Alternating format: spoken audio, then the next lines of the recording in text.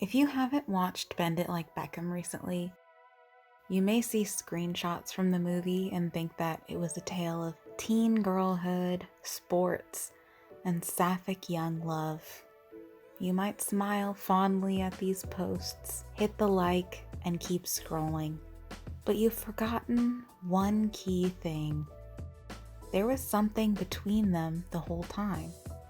And it wasn't love. It was compulsory heterosexuality. And his name was Joe.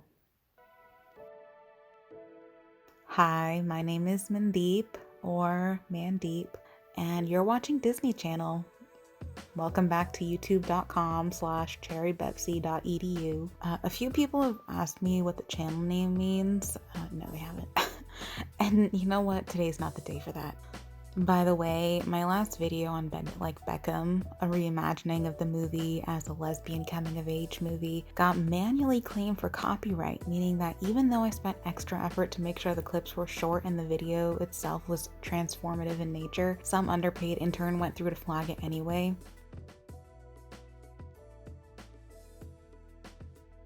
So I'm probably going to use a minimal amount of clips in this video just to prevent that from happening again. By the way, while I'm already on a tangent, let me just plug my Patreon real quick. I made one, both to post content that is too powerful for everyday eyes, and also because I just love money. So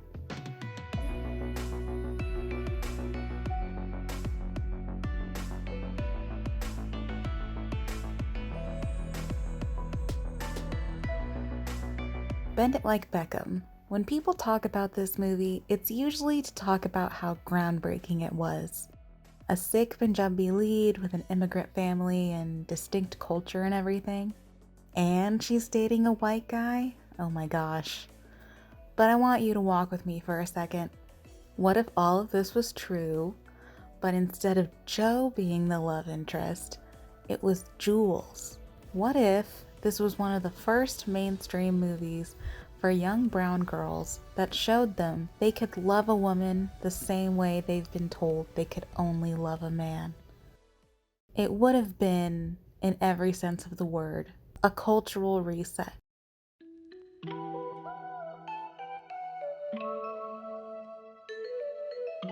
That's not to discount what a cultural reset it already was. I mean, hello, everything I said about it earlier is still true. But imagine if it had been gay or bisexual. It's crazy to think about, right? So why wasn't Jess lesbian or bi? Was it never a part of the vision? Was it written out for fear of muddling the messaging of the movie? Or was it something else? A few people on my last video mentioned that Jess and Jules were originally supposed to end up together, and it ended up being cut for fear of being too out there. All I could find to reference such an ending was a link to a now deleted article written on AfterEllen.com, written by Sarah Warren. So, dead end. So I plugged the URL into the Wayback Machine and loaded up an old archived screenshot of the webpage from when it was still up. The proof of gayness, as I will now be referring to it, was in a remark that Warren makes referencing a comment that director Nisha Ganatra, a friend of director Gurinder Chadha, made at the Bombay Academy of Moving Images. According to the article, Ganatra revealed that Chadha originally planned to include a lesbian romance between the characters of Jess and Jules, but chickened out at the last minute for fear of offending and upsetting Indian audiences. That's all we got to go off of, and honestly, I won't say that this is absolutely hard evidence of a secret gay plot. It's honestly kind of flimsy evidence, if I'm being completely honest, especially since I really can't find anything else to confirm this. But for the purposes of this video, I'm going to use it as a basic premise to build my argument around. The article claims that Bend It Like Beckham was allegedly straightwashed to make a boundary-pushing, or bending, if you will, story more marketable to a wider audience. What I want to explore is, Is it ever justified to erase LGBT characters or more progressive elements of a story in general for the sake of making a boundary-pushing story more appealing to a wider audience? Again, I just want to reiterate that I'm using Bend It Like Beckham as an example for my argument and not saying that this was the case or that this actually happened. Anyway, the author specifically mentions Jadda wanting a large audience in India and claims that a gay story would be too alien to the populace there to make for a successful release. On the topic of gay love, same-sex marriage was only in India on a national scale in 2018. Perhaps this reflects some truth in the argument that the public wasn't really ready for the story. The good news is we can actually look at a lesbian love story released a year after gay marriage in India in 2019.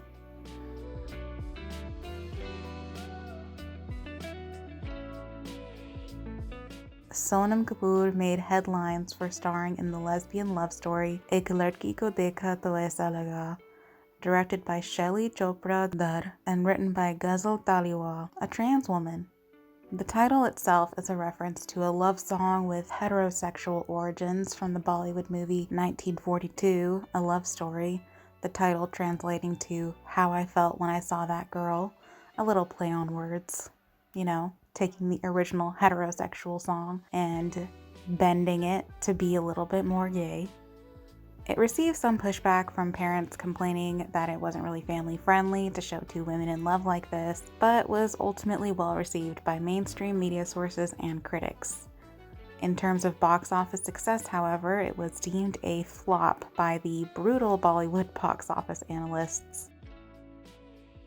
There was also a movie with a gay love story, Shubh Mangal Zyada Sadan, Be Extra Careful with Marriage.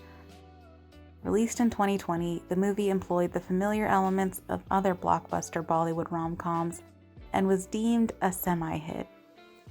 But it's significant that both of these movies were only given a wide release after gay marriage was. So let's take a look at other South Asian-centric movies with LGBT elements. There was the movie Margarita with a Straw, directed by Shonali Bose, and released in 2014, revolving around the story of a bisexual woman with cerebral palsy. It made back its budget of $800K and then some, with a total gross of around $1 million. It did moderately well, performing markedly better in metropolitan areas in India and gaining steam primarily by word of mouth. There was Signature Move, directed by Jennifer Reeder and written by Fawzia Mirza and Lisa Donato, about a Muslim Pakistani lesbian living in Chicago, caring for her mother, played by Shabana Azmi, and falling in love with the daughter of the wrestler. I actually read a really interesting article that went into detail about the behind-the-scenes process of getting this movie made, and it honestly gave me a lot of insight into how difficult it is to get an indie movie made. I'll link the article in the description if you're interested. Also, the movie is available on YouTube. That's where I watched it. I rented it for a few dollars. And it was a fun, easy watch, so check it out if you're interested and you got nothing else to do. It was difficult for the producers to get the movie picked up by a distributor for theatrical release, so it's hard to measure the success of this movie in the same way as the others. It did win a significant number of awards, though. It's interesting to note that these movies, while undeniably made by people with South Asian roots, were either primarily based in the States or made by artists of the South Asian diaspora. The movie that the author, Sarah Warren, cites as an example of why Bend It Like Beckham wouldn't have been as successful in a wide release if it had kept the gay elements is the movie Fire, directed by Deepa Mehta. The movie, released in 1996, follows two Indian women stuck in loveless marriages. Their husbands are brothers, making them sisters-in-law, and as they commiserate over their circumstances, a forbidden love begins to grow. This movie received substantial backlash from the Indian public, not only for the depictions of a lesbian love story, but also for the display of infidelity between the two women. Fun fact, one of the women is played by Shabana Azmi, who plays the mother in Signature Move. This movie received open vitriol from the public upon its release. Deepa Mehta describes this in a retrospective that she and the two lead actresses, Shabana Azmi and Nandita Das, did on the film nearly 2 decades later. And then it went into the theaters. It ran in the movie theaters in India for a week. And overnight, the Shiv Sena, which is a political party from Bombay, started trashing movie halls and saying that the film and what it portrayed was against Bharatiya Sanskriti, against the Indian culture. And, overnight, wherever it was playing, it started getting trashed. And the cry was that there are no lesbians in India. And this is, a thing of the evil West. But it was playing at Regal here in Connaught Place. And that night, there was a vigil with candlelight. That was the first night that the movie was trashed. And as far as the eye could see, there were women with placards and young men. And the placards all said, "We are Indians and we are lesbians." And it was like, holy shit, this is cool. There are no lesbians in India. Imagine. When looking at this kind of reception, it's understandable that a filmmaker would shy away from controversy that could lead their film to receive similar backlash. This was the first mainstream Indian movie featuring a lesbian romance, and this was how it was received. Even Ek Ladki Ko Dekha, releasing nearly 2.5 decades later, is a comparably tamer film in handling the lesbian romance. Regarding this hesitance to push, or bend, you could say, boundaries, Nandita Das had this to say. In Bollywood, everyone feels the need to be safe, and they stay away from subjects that are sort of political in nature because they don't want to jeopardize their career or whatever. Everyone avoids taking a stand. In the film industry, I'm called an activist. The activists think of me as an actor. It's an interesting observation and seems to parallel Warren's assertion that Jadda, allegedly, was too worried about jeopardizing the success of the film to consider including a lesbian element. And besides, she did include the closeted gay side character, Tony, after all. Baby steps. Bend It Like Beckham would go on to be a smash hit at the Indian box office, and the classic we all know it as today. Something Warren argues wouldn't have been possible had they kept the gay subplot. So what conclusion can we draw here? I think Bend It Like Beckham had a lot going for it. A great cast, a solid story, and a great message. Would it have been as big of a blockbuster in India as it was had they included a lesbian love story? Maybe not, but all we can do is guess. It was released almost a decade after Fire and didn't carry the same kind of cultural weight. It's a story of immigrants after all. And remember what the protesters said? There are no lesbians in India. They didn't say anything about England. These elements may have made the gay subplot more palatable to a wider Indian audience. But would it have still been as successful?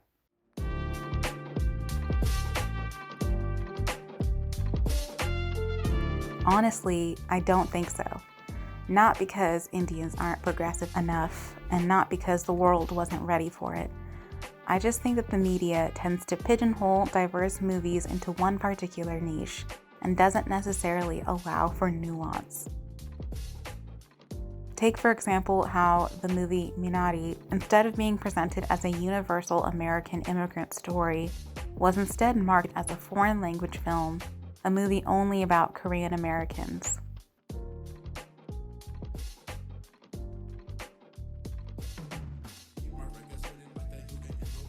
There's no room for duality or complexity. If it's not cis-het and white, it can't be a universal story. Even Bend It Like Beckham, I think, was only able to achieve this status as a universal story of immigration and bringing two cultures together because it had such a prominent white cast.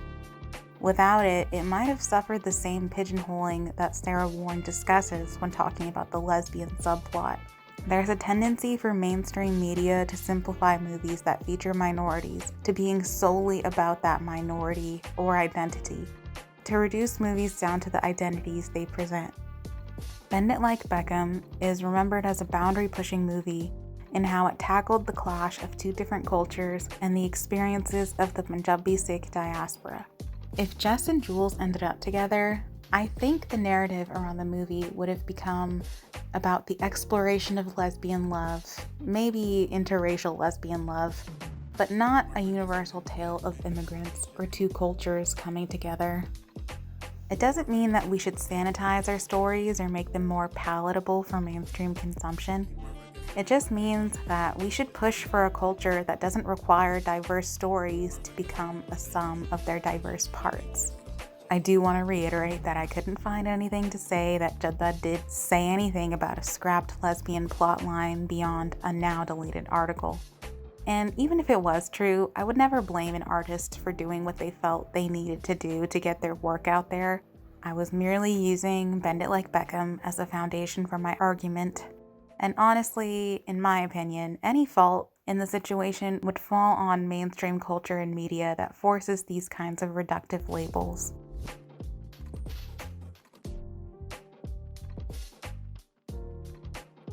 Regardless of a lesbian plotline or not, Bend It Like Beckham was a cultural reset. Honestly, go rent it or something right now. You'll have a great time. Do you think it's ever necessary for an artist to make a story more palatable if it means it will reach a wider audience? I think it's a very complicated subject, honestly, so I would love to hear your thoughts and opinions on it. Don't forget to like and comment for engagement. Thank you for watching, and thank you especially to my patrons.